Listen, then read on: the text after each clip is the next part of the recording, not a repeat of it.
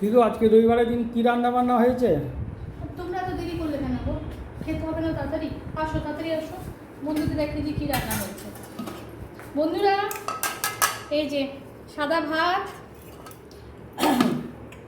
এটা হলো নিম পাতা ভাজা, যেটা আমার খুব ফেভারিট। এবারে মচমচা হয়েছে। আচ্ছা, সঙ্গে রয়েছে, এটা আমার মা বানিয়েছে, কিসের লতি বলে গো এটা? কচুর লতি সর্ষে বাটা দিয়ে বানিয়েছে, অপূর্ব রান্না করে। আর এটা মা বানিয়েছে সোয়াবিনের কাটলেট, নিরামিষ। এই দুটো রান্না পুরো নিরামিষে দেখুন। আর সঙ্গে তো রয়েছে শসা, লেবু আর আমের চাটনি। আর রবিবার, তো রবিবার মানে স্পেশাল কিছু।